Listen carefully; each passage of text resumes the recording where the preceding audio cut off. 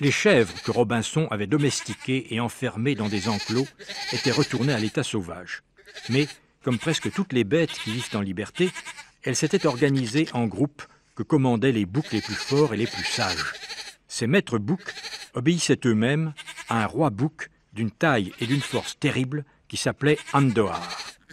Quand un danger menaçait un troupeau, ils se rassemblaient, généralement sur une colline ou un rocher, et toutes les bêtes du premier rang baissaient la tête et opposaient à l'ennemi une barrière de cornes infranchissable. Vendredi avait imaginé un jeu dangereux qui le passionnait. Il luttait avec les boucs qu'il surprenait isolés. S'ils fuyaient, il les rattrapait à la course, il empoignait leurs cornes et il les forçait à se coucher. Pour marquer ceux qu'il avait ainsi vaincus, il leur nouait un petit collier de lianes autour du cou.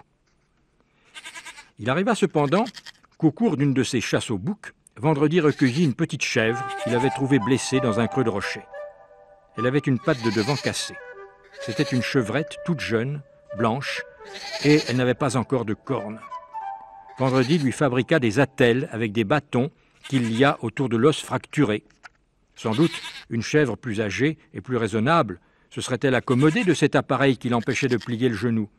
Mais la petite chèvre Anda, ainsi l'avait baptisée Vendredi, ne pouvait tenir en place. Elle sautait comme une folle et se faisait très mal en retombant sur ses attelles. D'ailleurs, elle finissait toujours par s'en débarrasser, et alors elle basculait sur le flanc et poussait des cris lamentables. Robinson était d'avis qu'il fallait la battre. Dans tous les pays du monde, on abat les chèvres, les moutons et même les chevaux qui ont un membre cassé. C'est que ces animaux ne peuvent supporter la contrainte du plâtre ou des éclisses qui maintiennent en place les os fracturés. Mais Vendredi s'obstina à vouloir sauver Anda. Puisqu'elle ne pouvait ni marcher, ni courir, ni sauter, eh bien, il l'immobiliserait tout à fait. C'est ainsi qu'il la lia dans un cadre de bois posé sur le sol. Au début, Anda, couchée sur le flanc, se débattait et bêlait à fendre l'âme. Mais elle se résigna et consentit à manger l'herbe odorante et à boire l'eau fraîche que Vendredi lui apportait 2 fois par jour. Au bout de 3 semaines, Vendredi la libéra. Aussitôt, la petite chèvre voulut s'élancer, mais ses muscles étaient ankylosés. Elle titubait comme si elle avait bu du vin. Il fallut lui rapprendre à marcher. Vendredi s'y employa, avec une patience inlassable. Il la tenait par les flancs, entre ses propres jambes, et il avançait pas à pas, tandis que les petits sabots piaffaient et s'embrouillaient maladroitement sur les cailloux. Elle finit cependant par pouvoir à nouveau sauter et galoper, la petite Anda. Et c'était merveille de la voir bondir de rocher en rocher, tantôt derrière Vendredi, tantôt le précédent, mais alors il avait parfois bien du mal à la suivre. Seulement, si elle avait appris à nouveau à courir, Anda ne voulut jamais se remettre à brouter seule. On pouvait la placer au milieu d'une prairie pleine d'herbes et de fleurs, ou sous le feuillage tendre d'un arbrisseau, car les chèvres préfèrent les feuilles aux herbes. Elle bêlait en direction de Vendredi et attendait qu'il lui donne de sa main les plantes qu'il avait cueillies pour elle. Vendredi et Anda étaient inséparables. La nuit, Vendredi se couvrait de la fourrure chaude et vivante d'Anda étendue sur lui. Le jour, elle ne le quittait pas d'1 mètre. « Tu verras, disait-il à Robinson, plus tard, quand elle aura du lait, je ne la trairai pas, comme nous faisions autrefois. Non, je la téterai directement, comme une petite maman. » Et il riait de plaisir à cette idée. Robinson l'écoutait avec une certaine jalousie, car il se sentait exclu de la grande amitié qui unissait Vendredi et la chevrette. « Depuis la catastrophe, lui dit-il, tu veux que tout le monde soit libre à Speranza, et qu'il n'y ait plus d'animaux domestiques. Alors, pourquoi retiens-tu Anda près de toi ?»« Anda n'est pas un animal domestique, répondit Vendredi avec dignité. Elle est libre, elle reste avec moi parce qu'elle m'aime. Le jour où elle voudra partir, je ne l'empêcherai pas. » Or, un matin, Vendredi se réveilla avec le sentiment qu'il s'était passé quelque chose pendant son sommeil. Anda était bien dans ses bras comme d'habitude. Pourtant, en la regardant en face, Vendredi lui trouva un drôle d'air. Et puis il flottait une odeur autour de lui, une odeur forte, une odeur de bouc. Il ne dit rien, mais il y pensa toute la journée. La nuit suivante, il ne dormit que d'un œil. Et voilà qu'à minuit, le buisson près duquel il reposait parut s'entr'ouvrir comme une grosse fleur, et il vit apparaître en son milieu la plus belle tête de bouc qu'il avait jamais vue. Des longs yeux d'or brillaient dans l'épaisseur de la toison, une barbiche fine et soyeuse s'agitait au bout du menton. De grosses cornes noires et annelées se dressaient sur son front. En même temps, un léger souffle de vent rabattait sur Vendredi une terrible odeur de suint et de musc. Bien qu'il ne l'ait jamais vu, Vendredi reconnut aussitôt Andohar, le roi des chèvres de Speranza. Mais sans doute, Anda l'avait-elle vu aussi, car elle se débattait doucement dans les bras de Vendredi, comme si elle avait voulu se dégager sans le réveiller. Mais Vendredi la serra plus fort et l'empêcha de partir jusqu'à ce que le grand bouc ait disparu. Aussitôt, il se souvint de ce qu'il avait dit à Robinson. Si Anda voulait partir, il ne l'en empêcherait pas, et il rougit de honte sous sa peau brune. Le jour suivant, il tressa soigneusement des lianes de couleur vive pour en faire un collier plus solide et plus beau que les autres, le collier du roi Andohar. Puis il partit dans la montagne à la recherche de son adversaire. Il l'aperçut au sommet d'un rocher, immobile comme une grosse statue de poil. Il grimpa lentement le long du rocher, en serrant entre ses dents le collier de lianes de couleur qui devait marquer sa victoire sur Andohar. Sur le sommet du rocher, il y avait vraiment peu de place pour deux. Mais le bouc ne bougeait toujours pas. Vendredi ne savait que faire. Fallait-il le provoquer? Il s'approcha en tenant le collier à bout de bras. Il allait toucher le bouc, quand celui-ci s'avança brusquement d'1 mètre et passa ses grandes cornes à droite et à gauche de la ceinture de Vendredi. L'Indien était pris comme dans les branches d'une grande pince. Puis, le bouc tourna la tête de côté et Vendredi, perdant l'équilibre, tomba du haut du rocher. Heureusement, la hauteur n'était pas très grande, mais il y avait au pied du rocher des épines et des houx qui l'écorchèrent profondément. Vendredi dut garder le hamac plusieurs jours. Robinson lui faisait des applications de mousse humide, et Anda lui léchait ses blessures. Il parlait sans cesse d'Andohar, qu'il voulait retrouver pour avoir sa revanche, et, comme il était bon joueur, il ne cessait de faire l'éloge du roi des chèvres. Andohar, disait-il, pouvait être repéré à 100 mètres de distance, rien qu'à son épouvantable odeur. Andohar ne fuyait jamais quand on l'approchait. Andohar ne l'avait pas attaqué après sa chute du rocher, et il n'avait pas essayé de le frapper à mort, comme l'aurait fait tout autre bouc. Vendredi était très faible. Il restait couché tout le temps, sauf quand il cueillait des herbes et puisait de l'eau pour Anda. Un soir, épuisé de fatigue, il tomba dans un sommeil profond. Quand il se réveilla très tard le lendemain matin, Anda avait disparu. « Tu vois, dit-il à Robinson, elle a voulu partir, elle est partie. » Mais Robinson, qui n'était pas dupe, lui rit au nez. Alors Vendredi jura en lui-même qu'il retrouverait Andohar, qu'il lui passerait le collier de liane et qu'il reprendrait Anda. Lorsqu'il fut guéri, Robinson essaya de l'empêcher de repartir défier le roi des chèvres. Il y avait d'abord l'odeur que Vendredi apportait, collée à sa peau, quand il avait lutté avec des boucs. Mais en plus, le jeu était réellement dangereux, comme le prouvait sa chute du rocher et ses blessures. Mais tout ce qu'il pouvait dire ne servait à rien. Vendredi voulait sa revanche, et il en acceptait gaiement tous les risques. Un matin, il repartit au milieu des grands rochers, à la recherche de son adversaire. Il n'eut pas longtemps à chercher pour le découvrir. La silhouette du grand mâle se dressait au milieu d'une foule de chèvres et de chevreaux qui s'enfuirent en désordre à son approche.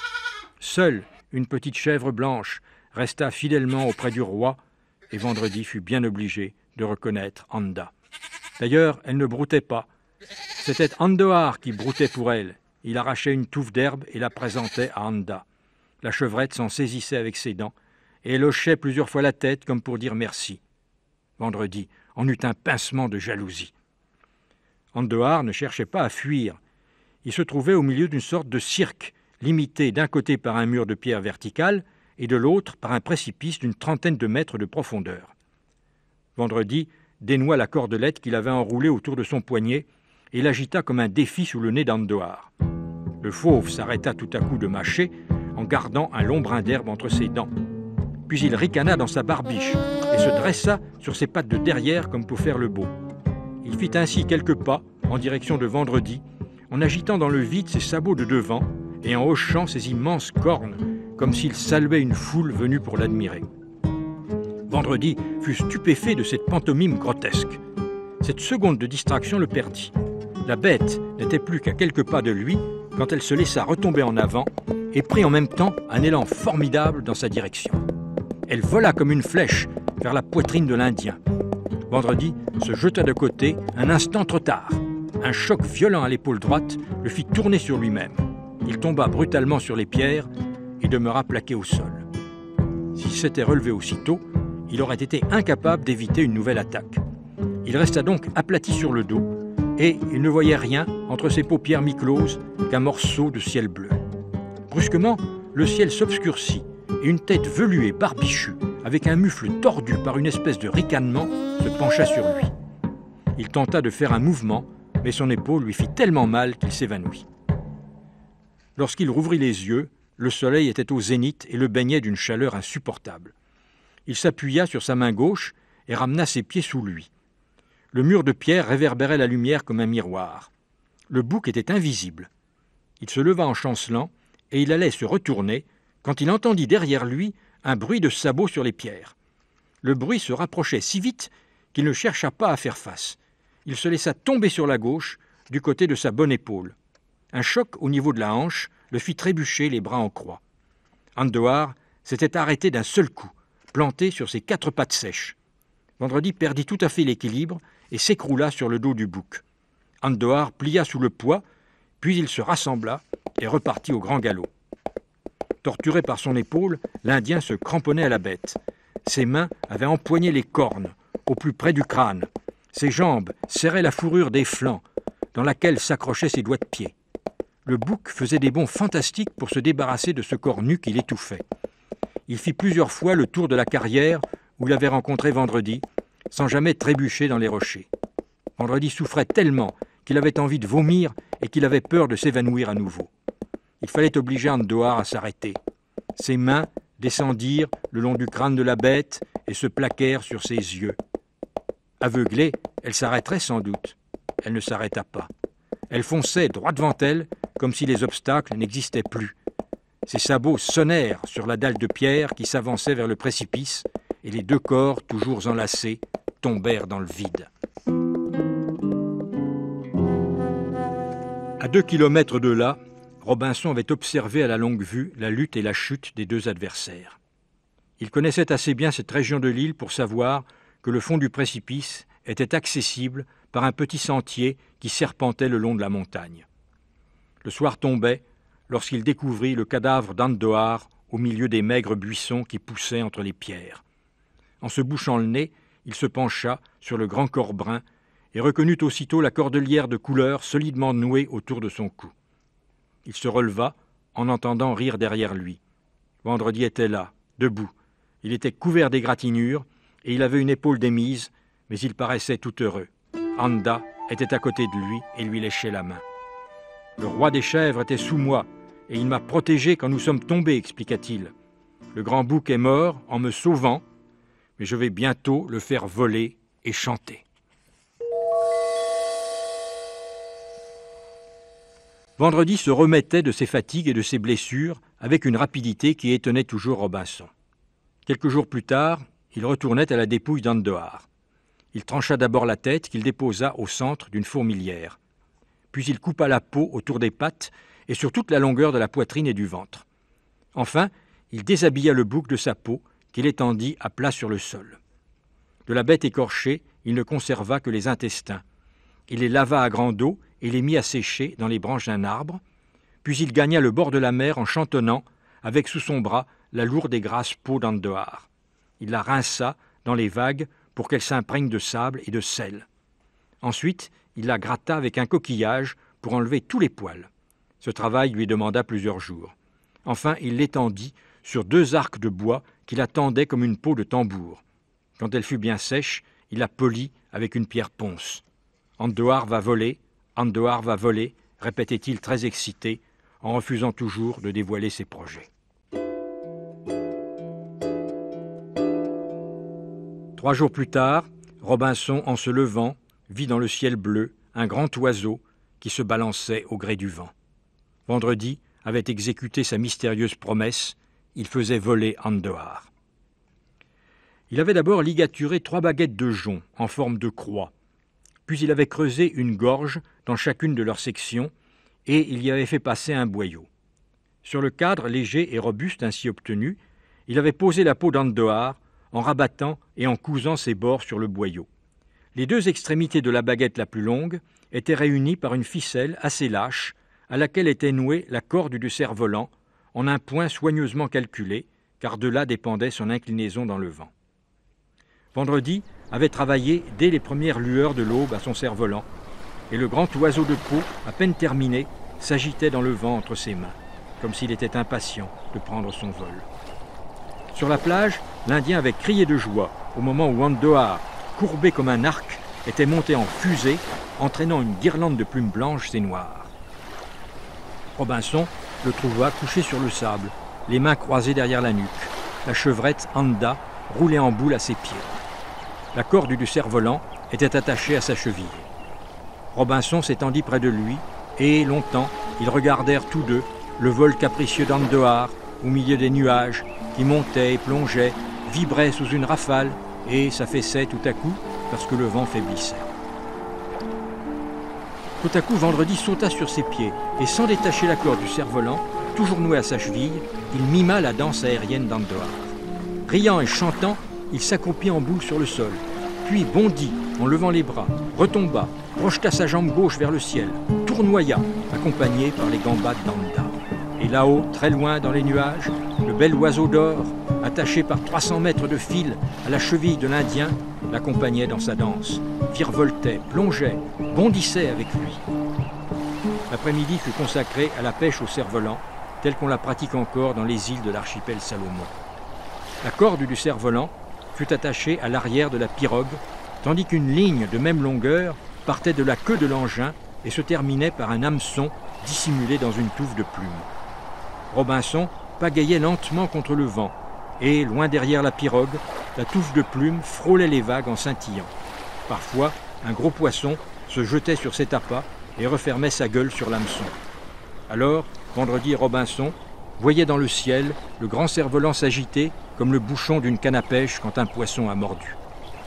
Robinson faisait demi-tour et, ramant dans le sens du vent, il rejoignait assez vite le bout de la ligne que Vendredi saisissait. Au fond du bateau s'entassaient les corps brillants, tout ronds, au dos vert et aux flancs argentés, des poissons qui étaient presque tous des bélonnes. Le soir, Vendredi ne voulut pas ramener Andohar à terre pour la nuit. Il l'attacha à l'un des poivriers auquel était suspendu son hamac. Tel un animal domestique à la longe, Andohar passa ainsi la nuit au pied de son maître. Il l'accompagna également tout le jour suivant. Mais, au cours de la deuxième nuit, le vent tomba tout à fait et il fallut aller chercher le grand oiseau au milieu d'un champ de fleurs où il s'était doucement posé. Après plusieurs essais infructueux, Vendredi renonça à le remettre dans le vent. Il parut l'oublier et ne fit plus que la sieste pendant 8 jours. Alors il sembla se souvenir de la tête du bouc qu'il avait abandonné dans une fourmilière. Les petites fourmis avaient bien travaillé. Il ne restait plus rien des longs poils blancs et bruns, de la barbe et de la chair. Même l'intérieur de la tête avait été parfaitement nettoyé. Quand Vendredi revint vers Robinson ce jour-là, il brandissait à bout de bras un superbe crâne blanc et sec, avec 2 magnifiques cornes noires, annelées et en forme de lyre. Ayant retrouvé par hasard la cordelette de couleur qu'il avait nouée au cou d'Andohar, il l'attacha à la base des cornes, comme on met un nœud dans les cheveux des petites filles. « Andohar va chanter », promit-il mystérieusement à Robinson qui le regardait faire. Il tailla d'abord 2 petites traverses de longueurs inégales dans du bois de sycomore. Avec la plus longue, grâce à 2 trous percés latéralement à ses extrémités, il réunit les pointes des 2 cornes. La plus courte fut fixée parallèlement à la première, à mi-hauteur du chanfrein. Un peu plus haut, entre les orbites, il plaça une planchette de sapin dont l'arête supérieure portait 12 étroits sillons. Enfin, il décrocha les boyaux d'Andohar qui se balançaient toujours dans les branches d'un arbre, mince et sèche lanière tannée par le soleil, et il la coupa en morceaux égaux d'1 mètre chacun environ. Lorsqu'il le vit tendre entre les 2 traverses, à l'aide de chevilles, les 12 boyaux qui pouvaient garnir le front d'Andohar, Robinson comprit qu'il voulait fabriquer une harpe éolienne. La harpe éolienne est un instrument qu'on met en plein air ou dans un courant d'air, et c'est le vent qui joue de la musique en faisant vibrer les cordes. Toutes les cordes doivent donc pouvoir retentir en même temps, sans discordance, et il faut qu'elle soit accordée à l'unisson ou à l'octave. Vendredi fixa de chaque côté du crâne une aile de vautour pour rabattre sur les cordes le plus faible souffle de vent. Puis la harpe éolienne trouva place dans les branches d'un cyprès mort qui dressait sa maigre silhouette au milieu des rochers, à un endroit exposé à toute la rose des vents. D'ailleurs, à peine installée, elle émit déjà un son flûté, grêle et plaintif, bien que le temps fût tout à fait calme. Vendredi écouta longtemps cette musique, si triste et si douce, qu'il donnait envie de pleurer. Enfin, il fit une grimace de mépris et leva 2 doigts en direction de Robinson. Il voulait dire par là que le vent trop faible ne faisait vibrer que 2 cordes sur 12. Il fallut attendre la prochaine tempête qui ne se produisit qu'1 mois plus tard pour qu'Andohar consente à chanter à pleine voix. Robinson avait finalement élu domicile dans les branches de l'Araucaria où il s'était fait un abri avec des plaques d'écorce.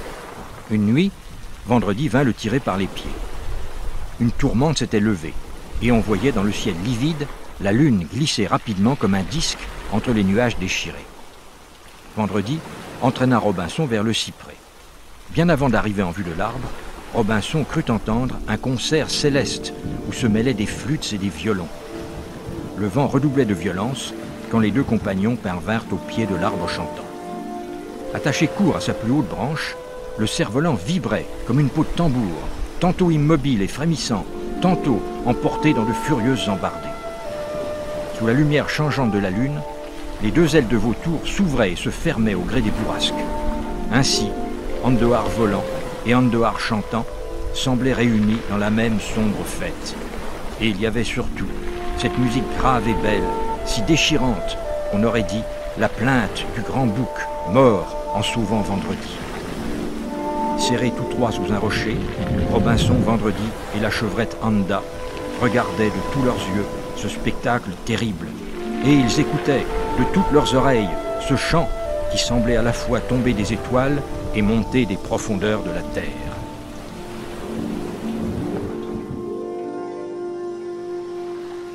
Vendredi cueillait des fleurs entre les rochers du chaos lorsqu'il aperçut un point blanc à l'horizon du côté de l'est. Aussitôt, il descendit en courant prévenir Robinson, qui achevait de se raser la barbe. Robinson était peut-être ému, mais il n'en laissa rien paraître. « Nous allons avoir de la visite, dit-il simplement. Raison de plus pour que j'achève ma toilette. » Au comble de l'excitation, Vendredi monta au sommet d'un arbre. Il avait emporté la longue vue qu'il braqua sur le navire devenu nettement visible. C'était une goélette à huniers, un fin voilier, taillé pour la course, avec ses 2 hauts mâts, dont le premier, le mât de misaine, portait une voile carrée, le second, une voile triangulaire. Elle filait bien ses 10 à 12 nœuds et se dirigeait droit vers la côte marécageuse de l'île. Vendredi se hâta d'aller donner ses précisions à Robinson, qui passait un gros peigne d'écailles dans sa crinière rouge. Puis, il regrimpa dans son observatoire. Le commandant avait dû se rendre compte que la côte n'était pas abordable de ce côté-là de l'île, car le navire virait de bord. Puis il réduisit sa toile et courut à petite voile le long du rivage. Vendredi alla avertir Robinson que le visiteur doublait les dunes et jetterait l'ancre très probablement dans la baie. Il importait avant toute chose de reconnaître sa nationalité. Robinson s'avança jusqu'au dernier rideau d'arbres, bordant la plage, et braqua sa longue vue sur le navire qui stoppait à 2 encablures du rivage. Quelques instants plus tard, on entendit la chaîne de l'ancre teinter en se déroulant. Robinson ne connaissait pas ce type de bateau qui devait être récent, mais il reconnut l'Union Jack, le drapeau anglais, qui flottait à l'arrière. L'équipage avait mis une chaloupe à la mer et déjà les avirons battaient les flots. Robinson était très ému. Il ne savait plus depuis combien de temps il était dans l'île, mais il avait l'impression d'y avoir passé la plus grande partie de sa vie. On raconte qu'avant de mourir, un homme revoit souvent tout son passé étalé devant lui comme un panorama. C'était un peu le cas de Robinson, qui revoyait le naufrage, la construction de l'évasion, son échec, la grande misère de la souille, l'exploitation frénétique de l'île, puis l'arrivée de Vendredi, les travaux que Robinson lui avait imposés, l'explosion, la destruction de toute son œuvre. Et ensuite, c'était une longue vie heureuse et douce, pleine de jeux violents et sains, et des inventions extraordinaires de Vendredi. Est-ce que tout cela allait prendre fin ? Dans la chaloupe s'amoncelaient les petits tonneaux destinés à renouveler la provision d'eau douce du navire. À l'arrière, on voyait debout, le chapeau de paille incliné sur une barbe noire, un homme botté et armé, le commandant sans doute. L'avant de l'embarcation racla le fond et se souleva avant de s'immobiliser. Les hommes sautèrent dans l'écume des vagues et tirèrent la chaloupe sur le sable pour la mettre hors de portée de la marée montante. La barbe noire tendit la main à Robinson et se présenta. « William Hunter, de Blackpool, commandant de la goélette le Whitebird. »« Quel jour sommes-nous » lui demanda Robinson. Étonné, le commandant se tourna vers l'homme qui le suivait et qui devait être son second. « Quel jour sommes-nous, Joseph ?»« Le samedi 22 décembre, 1787, sir, répondit-il. « Le samedi 22 décembre, 1787, répéta le commandant tourné vers Robinson. Le cerveau de Robinson travaillait à vive allure. Le naufrage de la Virginie avait eu lieu le 30 septembre 1759. Il y avait donc exactement 28 ans, 2 mois et 22 jours. Il ne pouvait imaginer qu'il soit depuis si longtemps dans l'île. Malgré tout ce qui s'était passé depuis son arrivée sur cette terre déserte, cette durée de plus de 28 années lui paraissait impossible à faire tenir entre le naufrage de la Virginie et l'arrivée du Whitebird. Et il y avait autre chose encore. Il calculait que si l'on était en 1787, comme le disaient les nouveaux venus, il aurait exactement 50 ans. 50 ans! L'âge d'un vieux bonhomme, en somme. Alors que grâce à la vie libre et heureuse qu'il menait à Speranza, grâce surtout à Vendredi, il se sentait de plus en plus jeune. Il décida en tout cas de cacher aux arrivants la date véritable de son naufrage, de peur de passer pour un menteur. « J'ai été jeté sur cette côte alors que je voyageais à bord de la galiote La Virginie, commandée par Peter Van Dysel de Flessingue. Je suis le seul rescapé de la catastrophe. Le choc m'a malheureusement fait perdre en partie la mémoire. Et notamment, je n'ai jamais pu retrouver la date à laquelle il a eu lieu. » « Je n'ai jamais entendu parler de ce navire dans aucun port, observa Hunter. Mais il est vrai que la guerre avec les Américains a bouleversé toutes les relations maritimes. » Robinson ne savait évidemment pas que les colonies anglaises de l'Amérique du Nord avaient combattu l'Angleterre pour conquérir leur indépendance et qu'il en était résulté une guerre qui avait duré de 1775 à 1782. Mais il évita de poser des questions qui auraient trahi son ignorance. Vendredi aidait les hommes à décharger les tonnelés et il les guidait vers le plus proche point d'eau. Robinson comprit que si l'Indien s'empressait si gentiment au service des matelots, c'était dans l'espoir qu'il l'emmènerait le plus tôt possible au bord du Whitebird. Lui-même devait s'avouer qu'il brûlait d'envie de visiter ce fin voilier, merveilleusement construit pour battre tous les records de vitesse, et qui devait être pourvu des derniers perfectionnements de la marine à voile. En attendant, le commandant Hunter, le second Joseph et tous les hommes qu'il voyait s'affairer autour de lui paraissaient laids, grossiers, brutaux et cruels, et il se demandait s'il arriverait à reprendre l'habitude de vivre avec ses semblables. Il avait entrepris de montrer à Hunter les ressources de l'île en gibier et en aliments frais, comme le cresson et le pourpier, grâce auxquels les équipages en mer évitent d'attraper le scorbut. Les hommes grimpaient le long des troncs à écailles pour faire tomber d'un coup de sabre les choux palmistes, et on entendait les rires de ceux qui poursuivaient les chevreaux avec des cordes. Cela lui faisait mal de voir ces brutes avinées mutiler les arbres et massacrer les bêtes de son île. Mais il ne voulait pas être égoïste envers les premiers hommes qu'il revoyait après tant d'années. À l'emplacement où s'élevait autrefois la banque de Speranza, de hautes herbes se creusaient sous le vent avec un murmure soyeux. Un matelot y trouva coup sur coup 2 pièces d'or. Il ameuta aussitôt ses compagnons à grands cris et après des disputes violentes, on décida d'incendier toute la prairie pour faciliter les recherches. Robinson ne put s'empêcher de penser que cet or était à lui en somme, et que les bêtes allaient être privées par cet incendie de la meilleure pâture de toute l'île. Chaque nouvelle pièce trouvée était l'occasion de bagarres souvent sanglantes qui se livraient au couteau ou au sabre. Il voulut détourner son attention de ce spectacle en faisant parler Joseph, le second. Celui-ci lui décrivit aussitôt avec enthousiasme la traite des Noirs qui fournissait la main-d'œuvre des plantations de coton des États du Sud de l'Amérique. Les Noirs étaient enlevés en Afrique sur des bateaux spéciaux où ils étaient entassés comme de la marchandise. Aux États-Unis, on les vendait et on rechargeait le bateau avec du coton, du sucre, du café et de l'indigo. C'était un fret de retour idéal qui s'écoulait avantageusement au passage dans les ports européens. Puis Hunter prit la parole et raconta en riant comment, au cours de la guerre, il avait coulé un transport de troupes français envoyé en renfort aux insurgés américains. Tous ces hommes s'étaient noyés sous ses yeux. Robinson avait l'impression d'avoir soulevé une pierre et d'observer des cloportes noirs et grouillants. Une première fois, la chaloupe avait regagné le bord du Whitebird pour y déposer tout un chargement de fruits, de légumes et de gibier, au milieu desquels se débattaient des chevreaux ligotés. Les hommes attendaient les ordres du commandant avant d'effectuer un second voyage. « Vous me ferez bien l'honneur de déjeuner avec moi, dit-il à Robinson. Et sans attendre sa réponse, il ordonna qu'on embarque l'eau douce et qu'on revienne ensuite pour le mener à bord avec son invité.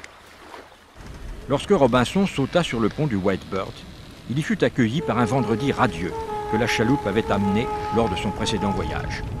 L'Indien avait été adopté par l'équipage et paraissait connaître le navire comme s'il y était né. Robinson le vit s'élancer dans les haubans, se hisser sur la hune et repartir de là sur les marchepieds de la vergue, se balançant à 15 mètres au-dessus des vagues avec un grand rire heureux. Il se souvint alors que Vendredi aimait tout ce qui avait un rapport à l'air, la flèche, le cerf-volant, la harpe éolienne, et que ce beau voilier svelte, léger et blanc était certainement la chose aérienne la plus merveilleuse qu'il eût jamais vue. Il éprouva un peu de tristesse en constatant combien l'Indien paraissait plus heureux que lui de l'arrivée du Whitebird. Il avait fait quelques pas sur le pont lorsqu'il distingua une petite forme humaine, attachée à demi nue au pied du mât de misaine. C'était un enfant qui pouvait avoir une douzaine d'années. Il était maigre comme un oiseau déplumé, et tout son dos était strié de marques sanglantes.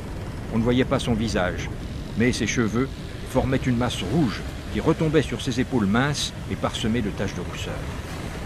Robinson ralentit le pas en le voyant. « C'est Jean, notre mousse, lui dit le commandant. Puis il se tourna vers Joseph. « Qu'a-t-il encore fait ?» Aussitôt, une face rougeaude, coiffée d'une toque de cuisinier, surgit de l'écoutille de la cambuse comme un diable qui sort d'une boîte. « Je ne peux rien en tirer, dit le maître coq. Ce matin, il m'a gâté un pâté de poule en le salant 3 fois par distraction. Il a eu ses 12 coups de garcette. Il en aura d'autres s'il n'apprend pas à faire attention. » Et la tête disparut aussi soudainement qu'elle avait surgi. « Détache-le, dit le commandant au second. Il faut qu'il nous serve au carré. » Robinson déjeuna avec le commandant et le second. Il n'entendit plus parler de Vendredi, qui devait manger avec l'équipage. Il eut du mal à venir à bout des terrines et des viandes en sauce, violemment épicées, dont on remplit plusieurs fois son assiette. Il n'avait plus l'habitude de ces nourritures lourdes et indigestes, lui qui ne mangeait plus que des choses légères, fraîches et naturelles depuis si longtemps. C'était le mousse, Jean, qui servait à table, à demi enfoui dans un immense tablier blanc. Robinson chercha son regard sous la masse de ses cheveux fauves, mais il était si absorbé par sa peur de commettre quelque maladresse qu'il paraissait ne pas le voir. Le commandant était sombre et silencieux. C'était Joseph qui entretenait la conversation en expliquant à Robinson les dernières acquisitions de la technique de la voile et de la science de la navigation. Après le déjeuner, Hunter se retira dans sa cabine et Joseph entraîna Robinson sur la passerelle de commandement. Il voulait lui montrer un instrument récemment introduit dans la navigation, le sextant, qui servait à mesurer la hauteur du soleil au-dessus de l'horizon. Tout en écoutant la démonstration enthousiaste de Joseph, Robinson manipula avec plaisir le bel objet de cuivre, d'acajou et d'ivoire qui avait été extrait de son coffret. Ensuite, Robinson alla s'étendre sur le pont pour faire la sieste, comme il en avait l'habitude. Au-dessus de lui, la pointe du mât de hune décrivait des cercles irréguliers dans un ciel parfaitement bleu où s'était égaré un croissant de lune translucide. En tournant la tête, il voyait Speranza, une bande de sable blond, puis un amas de verdure, enfin l'entassement du chaos rocheux. C'est alors qu'il comprit qu'il ne quitterait jamais l'île. Ce Whitebird avec ses hommes, c'était l'envoyé d'une civilisation où il ne voulait pas retourner. Il se sentait jeune, beau et fort, à condition de demeurer à Speranza avec Vendredi. Sans le savoir, Joseph et Hunter lui avaient appris que pour eux, il avait 50 ans.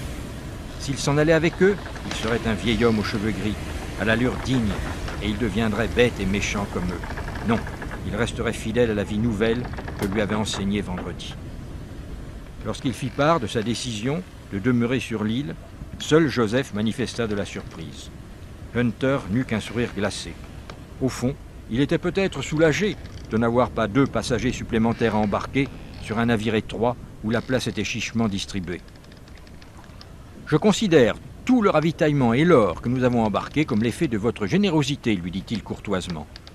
En souvenir de notre passage à Speranza, permettez-moi de vous offrir notre petite yole de repérage, qui s'ajoute inutilement à nos 2 chaloupes de sauvetage réglementaire. C'était un canot léger et de bonne tenue, idéal pour un homme ou 2 par temps calme. Il remplacerait avantageusement la vieille pirogue de vendredi. C'est dans cette embarcation que Robinson et son compagnon regagnèrent l'île comme le soir tombait. En reprenant pied sur ces terres, Robinson éprouva un immense soulagement. Le Whitebird et ses hommes avaient apporté le désordre et la destruction dans l'île heureuse où il avait mené une vie idéale avec vendredi. Mais qu'importait? Aux premières lueurs de l'aube, le navire anglais lèverait l'ancre et reprendrait sa place dans le monde civilisé. Robinson avait fait comprendre au commandant qu'il ne souhaitait pas que l'existence et la position de son île sur la carte fussent révélées par l'équipage du Whitebird. Le commandant avait promis, et Robinson savait qu'il respecterait son engagement. Robinson et Vendredi avaient encore de belles et longues années de solitude devant eux.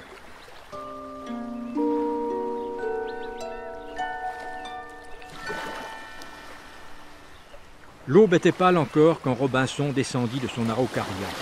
Il détestait les heures tristes et blêmes qui précèdent le lever du soleil, et il avait l'habitude d'attendre ses premiers rayons pour se lever. Quant à Vendredi, il faisait toujours la grasse matinée.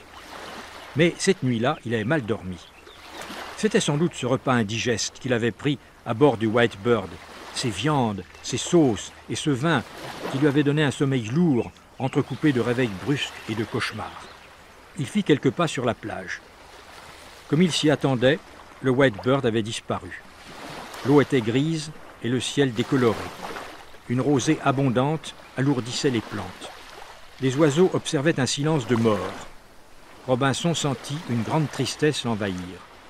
Dans quelques minutes, dans 1 heure au plus, le soleil se lèverait et rendrait la vie et la joie à toute l'île. En attendant, Robinson décida d'aller regarder Vendredi dormir dans son hamac. Il ne le réveillerait pas, mais sa présence le réconforterait. Le hamac était vide. Ce qui était plus surprenant, c'était la disparition des menus objets dont Vendredi agrémentait ses siestes. Miroirs, flageolets, sarbacanes, fléchettes, plumes, balles, etc. La chevrette, Anda, avait disparu elle aussi. Une peur panique envahit brusquement Robinson. Et si Vendredi était parti avec le Whitebird? Il courut vers la plage. La yole et la vieille pirogue étaient là, tirées sur le sable sec. Si Vendredi avait voulu rejoindre la goélette anglaise, il aurait emprunté l'une de ces 2 embarcations et il l'aurait abandonnée en mer ou hissée à bord. Pourquoi aurait-il fait cette traversée nocturne à la nage? Alors, Robinson commença à battre toute l'île en appelant Vendredi. Il courut d'une plage à l'autre, des falaises aux dunes, de la forêt au marécage, du chaos rocheux aux prairies, de plus en plus désespéré, trébuchant et criant, de plus en plus convaincu que Vendredi l'avait trahi et abandonné. Mais pourquoi? Pourquoi? Alors il se souvint de l'admiration de Vendredi pour le beau bateau blanc, et comme il se balançait heureusement en riant d'une vergue à l'autre au-dessus des flots. C'était cela. Vendredi avait été séduit par ce nouveau jouet, plus magnifique que tous ceux qu'il avait construits lui-même dans l'île. Pauvre Vendredi, car Robinson se souvenait aussi des horribles détails que Joseph II lui avait donnés sur la traite des Noirs qui se pratiquait entre l'Afrique et les plantations de coton d'Amérique. Sans doute, le naïf Indien était-il déjà au fond de la cale du Whitebird, dans les fers des esclaves. Robinson était accablé de douleur. Il continuait ses recherches, mais il ne trouvait que des souvenirs qui achevaient de lui crever le cœur, la harpe éolienne et le cerf-volant brisé par les hommes de la goélette. Et tout à coup, il sentit quelque chose de dur sous son pied. C'était le collier de Taine, rongé par les moisissures.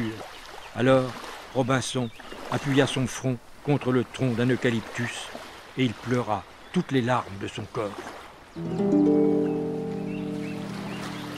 Quand il releva la tête, il vit à quelques mètres de lui une demi-douzaine de vautours qui l'observaient de leurs petits yeux rouges et cruels.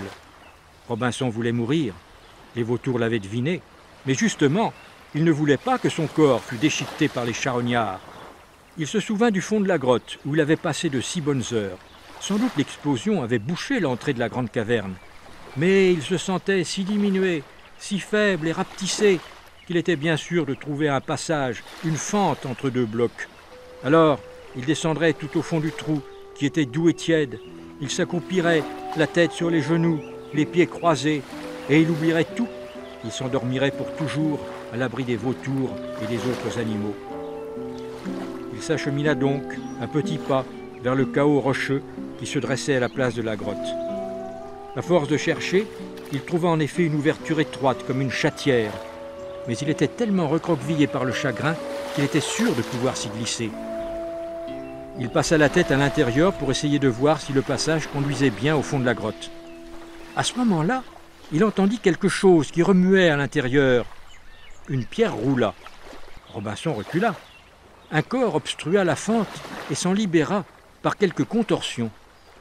Et voici qu'un enfant se tenait devant Robinson, le bras droit replié sur son front pour se protéger de la lumière ou en prévision d'une gifle.